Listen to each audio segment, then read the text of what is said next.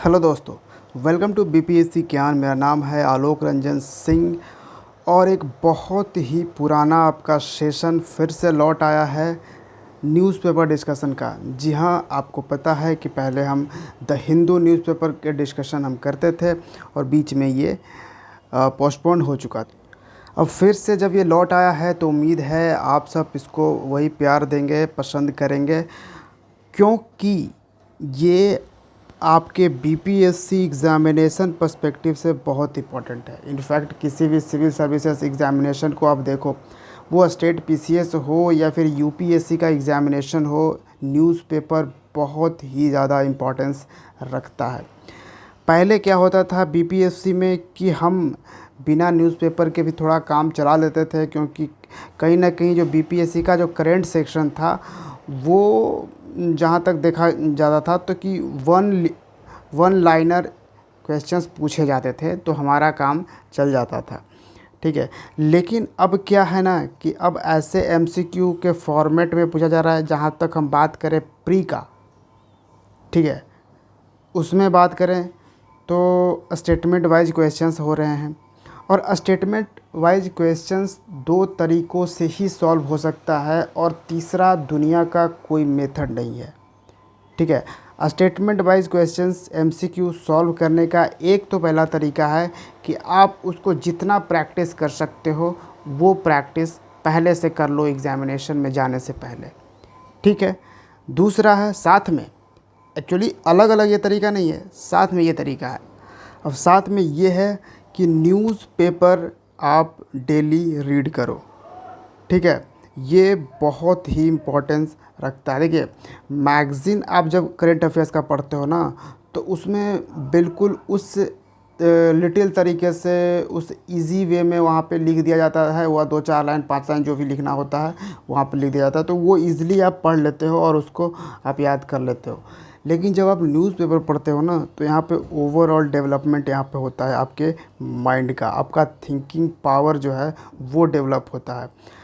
तो हम यहाँ पे अगर देखें तो बीपीएससी के प्री पर्सपेक्टिव से तो इम्पोर्टेंस रखता ही है न्यूज़पेपर डिस्कशन।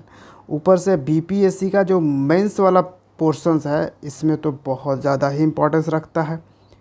ठीक है, इसमें आपको कई सारे ऐसे रेलिवेंट एनरिचमेंट आर्टिकल्स मिलेंगे जो आपके आंसर राइटिंग जब आप लिख रहे होगे तो वहाँ वो एनरिच करने का काम करने वाला है।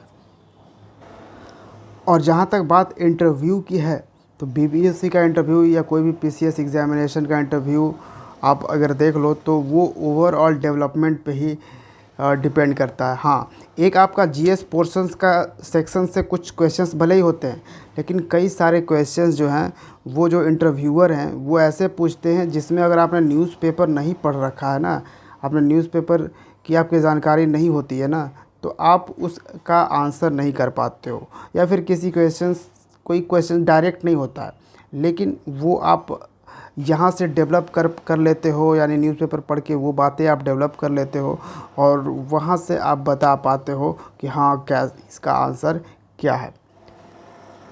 तो देखा जाए तो बीपीएससी का मेंस प्री या फिर इंटरव्यू सबके पर्सपेक्टिव से न्यूज़पेपर बहुत इम्पोर्टेंस रखता है।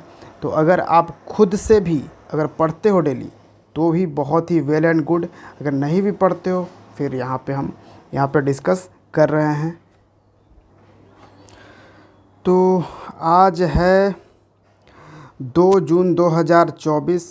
आज का द हिंदू न्यूज़पेपर हम डिस्कस करेंगे। आज संडे है, संडे से ही हम इसकी शुरुआत कर रहे हैं सेशन की। तो पहला हमारा आर्टिकल है, तो आपको पता होगा कि जो 7th फेज़ में हमारा जो लोकसभा इलेक्शन 2024 कंडक्ट कराया गया वो समाप्त हो चुका है 1 जून को। ठीक है, और यहाँ पे एग्ज़िट पोल भी आ चुके हैं और एग्ज़िट पोल बता रहा है कि एनडीए फिर से सरकार बना रही है, यानी कि नरेंद्र मोदी जी फिर से यानी कि नेक्स्ट प्राइम मिनिस्टर होंगे इंडिया के।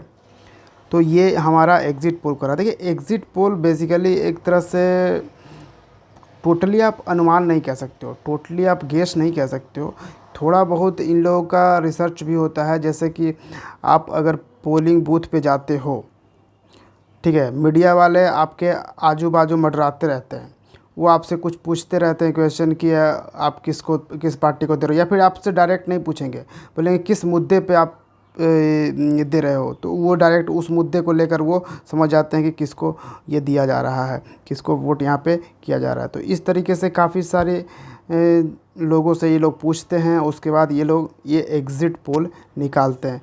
तो ये गलत भी हो सकता है और वेरी मच सही भी हो सकता है, दोनों पॉसिबिलिटी इसमें रहती है। ठीक है, तो ये चीज़ें हैं। तो एग्ज़िट पोल के अकॉर्डिंग तो यहाँ पे आप देखो Dainik Bhaskar, India news, Jan Ki Baat, news nation, India TV, India today, axis today, Chanakya, इन सब के में यही बता रहा है कि एनडीए ज़्यादा यहाँ पे सीटें ला रही है और इंडिया गठबंधन थोड़े कम सीटों पे सिमट जा रही है। ठीक है, तो ये है एक। और बाकी देखिए तो एक प्रीलिम्स पॉइंट ऑफ व्यू से काफ़ी इंपॉर्टेंट यहाँ पे आपको आर्टिकल दिखेगा। On a high road people walk to vote at the world's highest polling station. अब आपसे प्रीलिम्स से सवाल पूछेगा कि दुनिया का सबसे ऊंचा पोलिंग स्टेशन कौन सा था इस बार लोकसभा इलेक्शन 2024 में। तो आपको हिमाचल प्रदेश का एक प्लेस है ताशी गैंग। क्या नाम है? ताशी गैंग, ये प्लेस है हिमाचल प्रदेश का। ये दुनिया का सबसे ऊंचा पोलिंग स्टेशन है जहाँ पे वोट दिया गया। तो ये आप याद रखोगे। और उसके बाद हम आगे चलते हैं अपने इम्पोर्टेंट आर्टिकल्स पे। ये थोड़ा सा ये हमारे एग्ज़ाम पर्सपेक्टिव से इम्पोर्टेंट नहीं है, लेकिन आप एक तरीके से आप जिस समाज में रह रहे हो, जिस सोसाइटी में रह रहे हो, उसका चेहरा यहाँ से देखने का एक ज़रिया ज़रूर है। और यही चीज़ें आपको मालूम चलती है आप जब न्यूज़पेपर रेगुलरली फॉलो करते हो। लेकिन न्यूज़पेपर भी कोई बढ़िया न्यूज़पेपर फॉलो करिए, नहीं तो कई न्यूज़पेपर में सिर्फ डेली क्राइम की ही खबरें आपको देखने को मिलेंगी और कुछ ज़्यादा इंपॉर्टेंट चीज़ें मिलेंगी नहीं, तो वो भी एक मायने रखता है। तो पुणे कार क्रैश आपको पता होगा काफ़ी दिनों से ये न्यूज़ चल रहा है।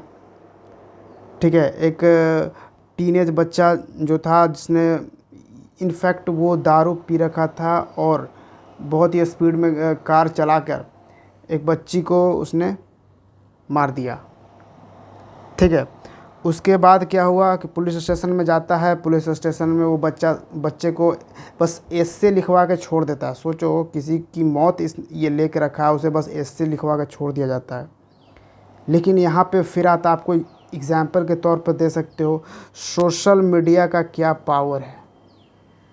जब सोशल मीडिया पर ये मुद्दा पूरा एकदम से चलना शुरू हुआ, वायरल हुआ, लोग इस यहाँ पे करने लगे, ये कैसा बात हुआ कि सिर्फ उसको एसे लिखवा के छोड़ दिया, उसको कोई पनिशमेंट नहीं दिया गया।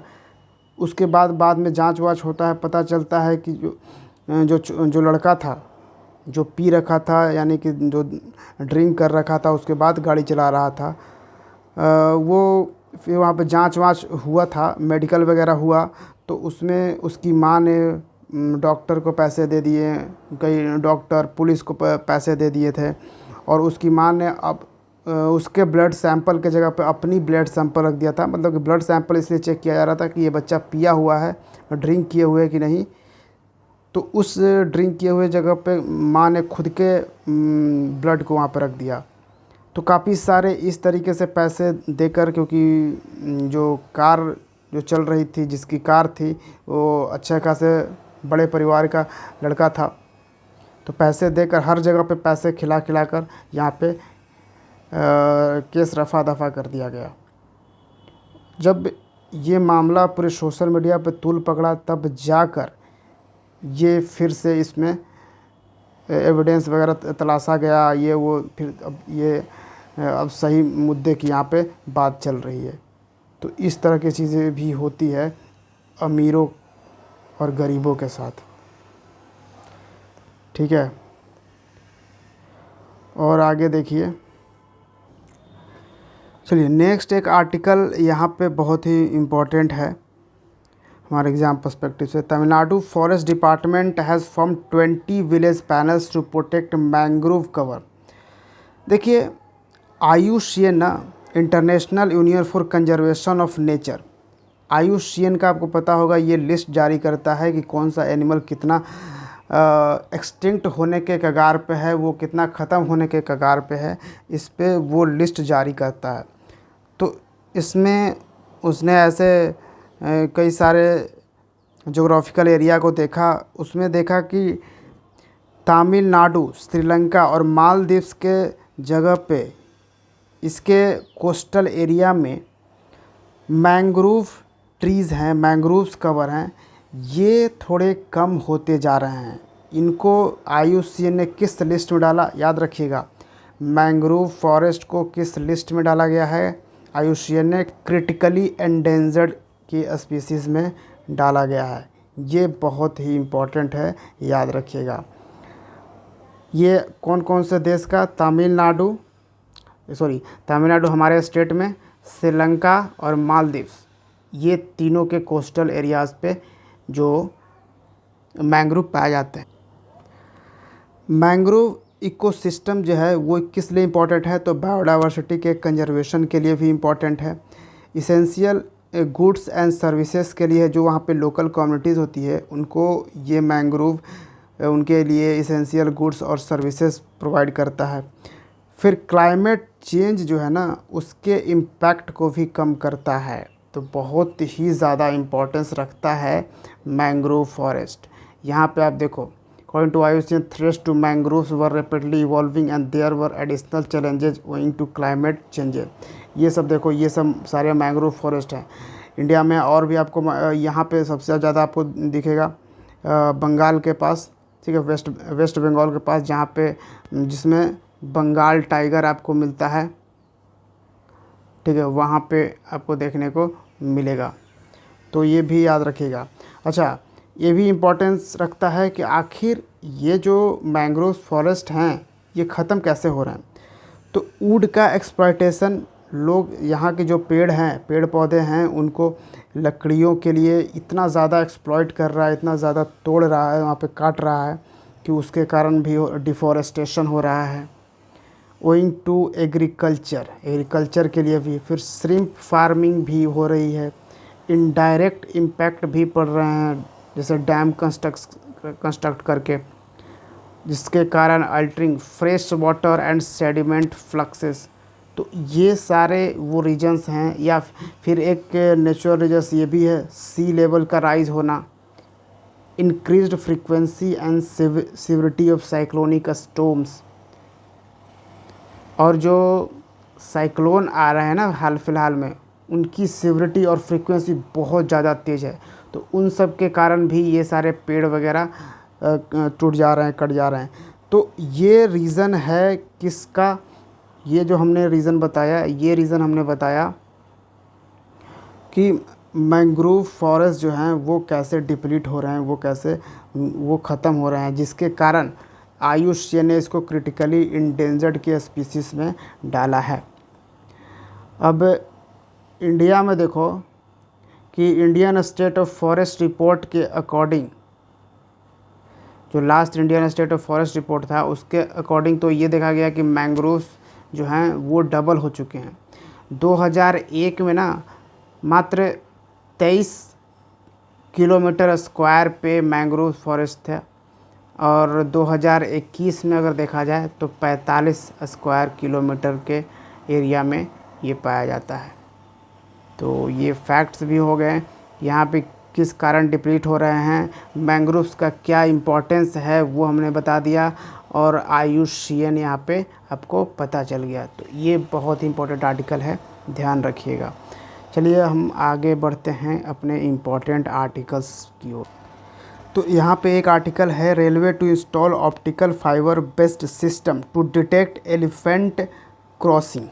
अब एक्चुअली हो क्या रहा है, अब जो ये रेलवे ट्रैक्स हैं जो जंगलों के पास से गुज़र रही है, वहाँ से जो एलिफेंट है ना, इस पे बिना किसी पता, उन्हें क्या पता कि ट्रेन आ रही है नहीं आ रही है, वो सीधा इस पे ट्रैक पे वो गुजरते, इस इधर फॉरेस्ट से इधर फॉरेस्ट में जाते, या फिर इधर से इधर आ रहे होते हैं। उसी वक्त ट्रेन आ जाती है और ये कट के मर जाते हैं। ठीक है, तो इस तरीके से जो है यहाँ पे एलिफेंट्स जो है मारे जा रहे हैं, कई दूसरे जानवर भी इस तरीके से ही मारे जा रहे हैं।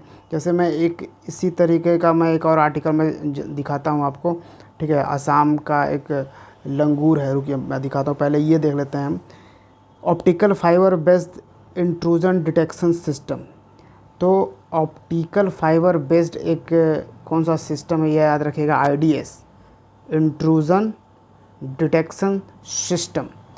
तो इसके पहले क्या हुआ कि नॉर्थ ईस्ट फ्रंटियर रेलवे ने ये सिस्टम इम्प्लीमेंट किया था। अभी सदर्न रेलवे भी इसको इम्प्लीमेंट करने वाली है। कहाँ पे? 33 किलोमीटर के स्टेज पे बिटवीन कोटेकड़ एंड मदुकरई के बीच में, ताकि जो एलिफेंट का डेथ है हो रहा है उसको प्रिवेंट किया जा सके। ये चीज़ें हैं, ठीक है। ऑप्टिकल फाइबर कैसे वर्क करेगी? तो ये डिटेक्ट कर लेगी, पहले ही सेंस कर लेगी कोई जानवर है या फिर बड़ा जानवर है, छोटा जानवर है, एक वाइब्रेशन के थ्रू, ठीक है। And send real time alerts to the intrusion monitoring cell को ये रियल टाइम में बिल्कुल उसी वक्त ये यहाँ पे इंफॉर्मेशन दे देगा, या फिर स्टेशन मास्टर्स के पास ये आपको दे देगा, लोको पायलट्स को ये इंफॉर्मेशन आपको प्रोवाइड कर देगा ये सेंसर के तौर पर, ठीक है। ऑप्टिकल फाइबर नेटवर्क वहाँ पे लगाया जाने से। फिर है कि there will be no cameras. एक ये चीज़ ये याद रखिएगा, आपको अगर MCQ के फॉर्मेट में पूछेगा तो ये एक ऑप्शन में आपको देगा कि यहाँ पे बहुत सारे कैमरे लगाए जाएंगे, लेकिन नहीं, जब IDS सिस्टम का यूज़ किया जाएगा तो there will be no cameras for the IDS, याद रखिएगा। ये डिपेंड होगा एकॉस्टिक्स एंड ऑप्टिक्स के, ये बिल्कुल ऑप्टिकल फाइबर है, ऑप्टिक्स पे ही ये डिपेंडेंट रहेगा। यहाँ पे ये सेंसर के तौर पर यहाँ पे डिटेक्ट करेगा। लेकिन यहाँ पर भी एक बहुत ही ज़्यादा प्रॉब्लमेटिक बात ये आती है कि officials are worried about the lack of enough railway land. अब ये दो ट्रैक के पास में ना, यहाँ पे कुछ दूर तक एटलीस्ट ज़मीन होना चाहिए जहाँ तक कि ये ऑप्टिकल फाइबर नेटवर्क लगाया जाएगा, तभी तो डिटेक्ट करेगा। अब आप मान लो बहुत दूर तक आपके पास ज़मीन नहीं है, आप रेलवे ट्रैक के पास में इतना ही दूर में लगा दिए। अब ये रेलवे ट्रैक है, आप बस इतने दूर में आपने वो सेंसर लगाया है, वो ऑप्टिकल फाइबर नेटवर्क का यूज़ किया है। तो यहाँ तक जब तक कि यहाँ अगर यहाँ आएगा एलिफेंट, तभी तो आपको पता चलेगा ना, यहाँ आएगा, ये यहाँ से इन्फॉर्मेशन जो है पायलट यानी कि ड्राइवर के पास जाएगा, ट्रेन ड्राइवर या फिर स्टेशन मास्टर या फिर इंट्रूजन मॉनिटरिंग सेल के पास जाएगा इन्फॉर्मेशन। तब तक ले तो हाथी रुकी थोड़ी रहेगी कि भैया इन्फॉर्मेशन पहले चले जाए तब मैं जाऊं। हाथी तो तब तक ले फिर यहाँ पे क्रॉस कर जाएगी, तो इससे तो दुर्घटना फिर हो ही जाएगा। इसलिए यहाँ पे कहीं दूर एटलीस्ट बहुत ज़्यादा यहाँ पे एरिया चाहिए जहाँ से इसको दूर तक यहाँ बैठाया जाए, ताकि यहीं पे जब हाथी यहीं से आना शुरू हो ना, हाथी जैसे यहीं पाओ यहीं पे से इन्फॉर्मेशन चल जाए, ताकि यहाँ से हाथी को रेलवे ट्रैक तक आने तक में जो ड्राइवर है उस ट्रेन का, उसको मालूम चल जाए, वो पहले ही उस को रोक दे, ट्रेन को रोक दे, ठीक है। तो इस तरीके से ये IDS सिस्टम काम करेगा, इंट्रूजन डिटेक्शन सिस्टम। बहुत इंपॉर्टेंट है। इंट्रूजन हाथियों को के डेथ से बचाने के लिए, हाथियों को दुर्घटना से बचाने के लिए रेलवे ने कौन सा सिस्टम इस्तेमाल किया है? Intrusion detection system IDS। बहुत इंपॉर्टेंट है, याद रखिएगा। इस तरह का एक और मैं आर्टिकल दिखाता हूँ, कल का आर्टिकल, 1 जून का आर्टिकल मैं दिखाता हूँ आपको। इस वाले आर्टिकल पे गौर कीजिए। Railways to construct canopy bridges across track in Assam gibbon habitat. तो असम में ना एक हेलो गैपर गिबॉन है सेंचुरी है, हेलोन गैपर गिबॉन सेंचुरी, जो कि असम के जोरहट डिस्ट्रिक्ट में है। और ये सेंचुरी के बीच से ना ये ट्रैक चला जाता है। और यहाँ पे एक जो गैबॉन है, ये आप यहाँ पे देख रहे हो, ये एक ऐप है, लंगूर है गैबॉन, इसको हुलॉक गैबॉन कहते हैं, ठीक है। लार्जेस्ट कंसंट्रेशन इसका जो हुलक गैबॉन का यहाँ असम में ही आपको मिलेगा। तो ये कभी कभी ट्रैक से क्रॉस करता रहता है ना, तो ये भी यहाँ पे दुर्घटना का शिकार हो जाता है। तो इसके लिए कह रही है सरकार की रेलवे जो है कंस्ट्रक्ट करेगी कैनोपी ब्रिजेस। ये यहाँ पे आप ऊपर देखो, ये मैं दिखा रहा हूँ, ये जो ब्रिजेस यहाँ पे कंस्ट्रक्ट किया आपने देख रहे हो, ये यहाँ पे जो कंस्ट्रक्ट हो रहा है, इस तरह की कैनोपी ब्रिजेस जो है वो रेलवे के ऊपर यानी कि ट्रेन के ऊपर से यहाँ से कंस्ट्रक्ट की जाएगी, ताकि ये जो लंगूर है ये यहाँ से ऐसे उछल कूद के ऊपर से ही चला जाए, इसको रेलवे ट्रैक से होकर इस तरफ से इस तरह जाने की ज़रूरत ना पड़े। ठीक है, हुलॉक गिब्बॉन याद रखिएगा, असम में। तो ये भी एक तरह का उसी तरह का ये आर्टिकल था, तो मैंने इसको आपको दिखा दिया है। तो चलिए अब हम आ जाते हैं अपने आज के आर्टिकल में। तो उम्मीद है आपने ये चीज़ें समझ ली होगी, ये वाला आर्टिकल बहुत ही इम्पोर्टेंट है। फिर अब आगे हम चलते हैं अपने इम्पोर्टेंट आर्टिकल की ओर। यहाँ पे देखिए, यहाँ पे एक बड़ी इम्पोर्टेंट डिस्कवरी हुई है। तो यहाँ पे आर्कोलॉजिस्ट जो कह रहे हैं ना कि Sanskrit scholars tie up to decipher Rigveda text. Rigveda जो टेक्स्ट है ना, उसको समझने के लिए संस्कृत स्कॉलर के साथ आर्कोलॉजी जो है वो टाई अप करेंगे। क्यों? क्योंकि रिसेंट के डिस्कवरी में ये देखा जा रहा है ना कि आप ऋग्वेद एज जो है, ऋग्वेदा एज जो है वो सिमिलर है हड़प्पा सिविलाइजेशन का। हड़प्पा जो सभ्यता है, ठीक है, हमें पहले क्या था, सबसे पहले तो हमको पता था कि सबसे पुरानी सभ्यता ऋग्वेदिक सभ्यता है, लेकिन हमें बाद में पता चला कि जब इसकी खुदाई हुई तो हड़प्पा सिविलाइजेशन है। और ये जो पूरा का पूरा हड़प्पा सिविलाइजेशन है ना, ये सरस्वती रिवर के पास ही मिला, जितना भी हड़प्पा सिविलाइजेशन है। तो ये चीज़ें कहा जा रहा है कि यहाँ पे सिमिलरिटी मिलती है। देखिए, और 12th क्लास के हिस्ट्री में भी ये ऐड कर दिया गया है, द हड़प्पन सिविलाइजेशन। यहाँ पर कहा गया कि based on DNA evidence from the 4600 year old remains of women.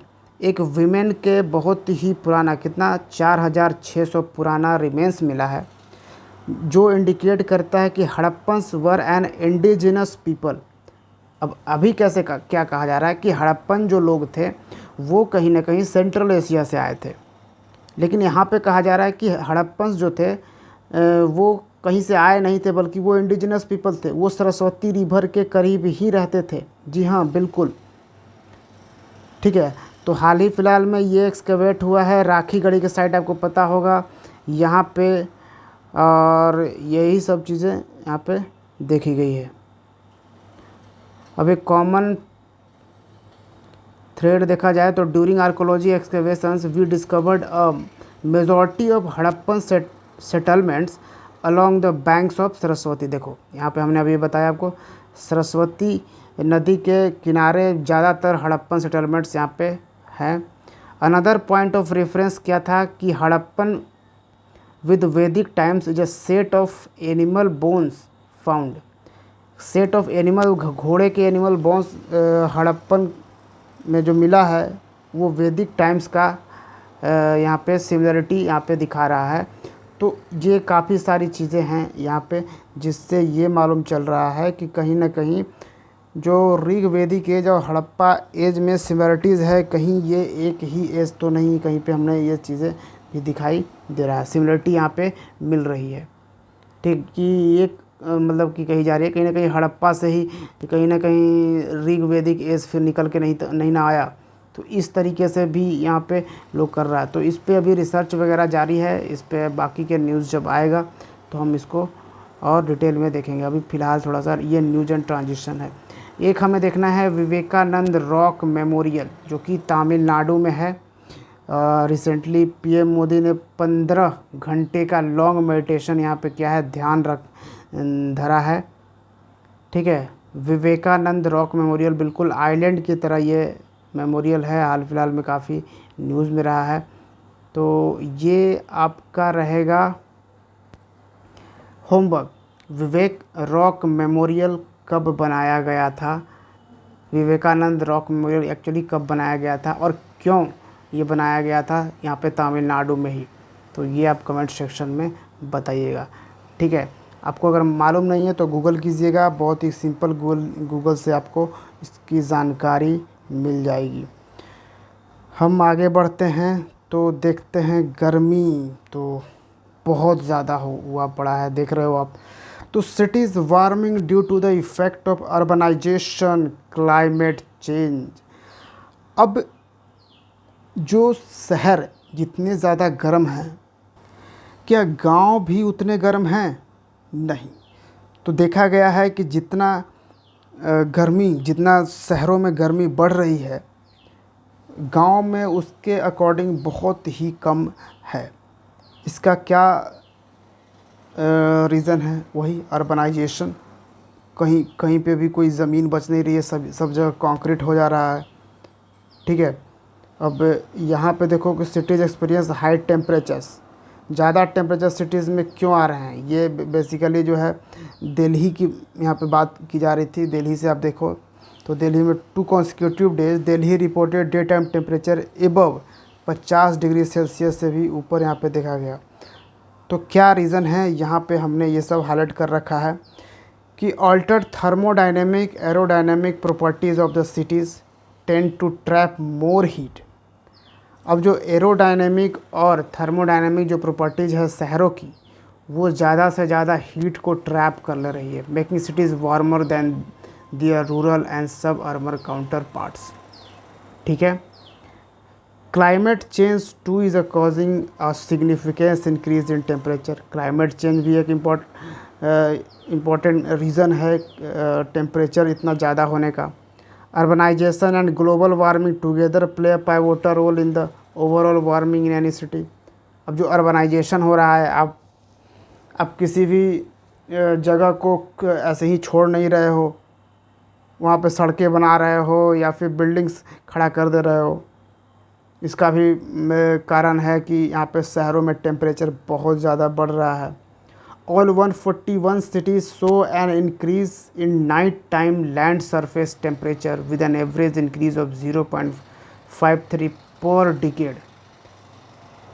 पर 10 सालों में जो 141 सिटीज़ ये शो कर रहा है कि वहाँ पे रात का जो टेम्परेचर है, लैंड सरफेस है, वो एवरेज 0.5 डिग्री सेल्सियस बढ़ जा रहा है। मतलब रात जितना ठंडा होना चाहिए उतना ठंडा रात में नहीं रह रहा है।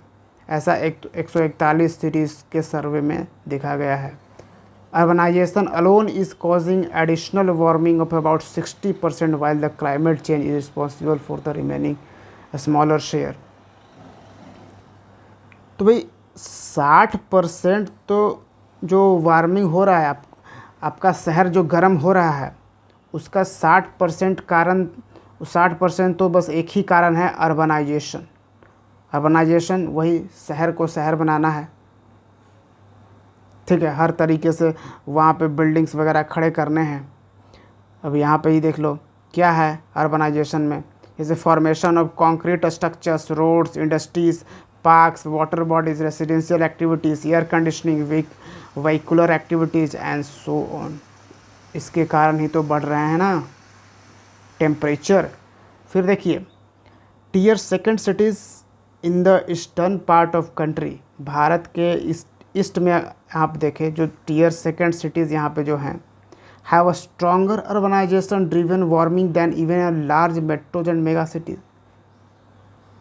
अब जो नॉर्थ ईस्ट में आप देखोगे ना, तो हाल फिलहाल में ना बहुत ही तेज़ी से अर्बनाइजेशन हुआ है, पेड़ पौधों की कटाई शुरू हुई है। और जो बड़े शहरों में एक थोड़ा सा क्या कर रहा है कि बीच बीच में जो है एनजीओ वगैरह रोक लेता है या फिर उसको थोड़ा सा कोई ना कोई अड़ंगा लगा देता है, तो फिर वहाँ पे पेड़ों की कटाई होता नहीं है, ठीक है। तो ये डेवलपमेंट होना चाहिए, लेकिन एक सस्टेनेबल वर्ड यूज़ हुआ है, ठीक है। सस्टेनेबल डेवलपमेंट, एक ऐसा डेवलपमेंट कि पेड़ की ज़्यादा कटाई भी ना हो पाए और डेवलपमेंट भी हमारा चले। एक बैलेंस बना के आगे बढ़ना, ये नहीं कि अंधाधुंध पेड़ पौधे वगैरह काटे जा रहे हैं। ठीक है, तो ये यहाँ पे बताया जा रहा है and tailored cities specific action plans are needed for the sustainable, यहाँ पे आ गया sustainable urban growth for cities with a large heat exposure. तो एक स्पेसिफिक एक्शन चाहिए, ज़रूरत है सस्टेनेबल अर्बन ग्रोथ की। अर्बन जो ग्रोथ हो रही है, अर्बनाइजेशन जो हो रहा है वो एक सस्टेनेबल तरीके से अर्बनाइजेशन हो, अंधाधुंध अर्बनाइजेशन ना हो। ठीक है, एक बैलेंस बना के चले ताकि हम इस लार्ज हीट एक्सपोजर को कम्बैट कर सकें। तो एक बहुत ही इम्पॉर्टेंट यहाँ पे था कि आखिर शहरों में टेम्परेचर बहुत ज़्यादा क्यों हो रही है, उसका ये रीजन्स है। अगर आपको लिखने को आता है तो आप ये कम्प्लीटली रीजन्स दे सकते हो। समझ गए? अच्छा, यहाँ पे आपने ये जो देखा थर्मोडायनेमिक और एरोडायनेमिक प्रॉपर्टी जो सिटीज़ का है, जिसके कारण टैप कर ले रहा है हीट को, हीट बाहर जाने नहीं दे रहा है। ये देखो यहाँ पर thermodynamic and aerodynamic properties of the cities tend to trap more heat making cities warmer than the their rural and suburban counterparts. ये एक ऐसा फिनोमेनन है जिसको हम कहते हैं as the urban heat island effect. क्या है? UHI, urban heat island effect कहते हैं। ठीक है, याद रखिएगा। आगे बढ़े तो कुछ ज़्यादा वैसा आर्टिकल तो अब है नहीं। H5N1 जो है वो बर्ड फ्लू जो है, लेकिन इसको देखा गया है कि मिल्किंग इक्विपमेंट में भी ये इन्फेक्शन डाल रहा है, यानी कि जानवर के दूध, कच्चे दूध में। ठीक है, जानवर का जो कच्चा दूध है जिसको अभी बॉयल आपने नहीं किया है, उसमें H5N1 बर्ड फ्लू जो है ये पाया जा रहा है। लेकिन इससे फ़िलहाल जो है कंज्यूमर इफ़ेक्ट नहीं हुआ, यानी ह्यूमन में इसका इम्पैक्ट नहीं पड़ा है कुछ भी, लेकिन हो सकता है फ्यूचर में कुछ भी हो सकता है। ठीक है, जब चाइना से एक चमगादड़ से यहाँ तक वायरस पहुँच सकता है तो फ्यूचर कुछ भी हो सकता है। तो ये भी एक देखने की ज़रूरत है थोड़े से। और बाकी हमारे एग्ज़ाम पर्सपेक्टिव से कुछ भी इम्पोर्टेंस नहीं रखता है बाकी का। ठीक है, तो यही था, हमने पूरा इम्पोर्टेंट जो है और डिस्कस करी। तो देखिए, हम यही हमारा डेली का रहेगा 25 to 30 मिनट में हम पूरा हिंदू न्यूज़पेपर कवर कर लेंगे बहुत ही शानदार तरीके से, और सभी इम्पोर्टेंट आर्टिकल्स हम डिस्कस कर लेंगे यहाँ पे। ठीक है, कोई यहाँ पे दिक्कत वाली बात नहीं। हम यहाँ पे कोई 1 घंटा 2 घंटा 3 घंटा नहीं लगा रहे हैं, बहुत ही मिनिमम जो है 25 से 30 मिनट में ये कवर हो जाएगा। ठीक है, और इसको डेली वाइज आप फॉलो कीजिएगा। ठीक है, किसी दिन अगर मेरा नहीं भी वीडियो आता है, आप खुद से पढ़िए। ठीक है, उसके नेक्स्ट डे फिर क्योंकि क्या होता है ना, कभी कभी वैसा होता है कि कुछ टाइम हम नहीं रहा तो फिर वीडियो नहीं आ पाया, तो उसके लिए घबराना नहीं है। ठीक है, फिर हम अगले दिन में वीडियो लाएंगे, उसमें इम्पोर्टेंट आर्टिकल्स भी कवर कर लेंगे। तो उम्मीद है आपको आज का सेशन इम्पॉर्टेंट लगा होगा और काफ़ी कुछ हमने इसमें देखा। तो आपने देखा कि कितना कुछ रहता है न्यूज़पेपर आर्टिकल में, जो हम एक अगर आप करंट अफेयर्स का मैगज़ीन उठाओगे तो ये चीज़ें आपको नहीं दिखेगी। तो उम्मीद है आपको पसंद आया होगा। तो चलिए फिर मिलते हैं BPSC ज्ञान के अगले वीडियो में। और हमने बुक वगैरह भी बता दिया है 70th BPSC के लिए, तो जाइए वो बुक लिस्ट वगैरह देखिए। और करंट सेक्शन का अगर प्रिपरेशन करना है तो वो सारे बुक्स लाइए, हम भी करंट सेक्शन आपके लिए लेकर आएंगे वो सारे बुक्स के। चलिए तो फिर मिलते हैं। Thank you for watching. जय हिंद।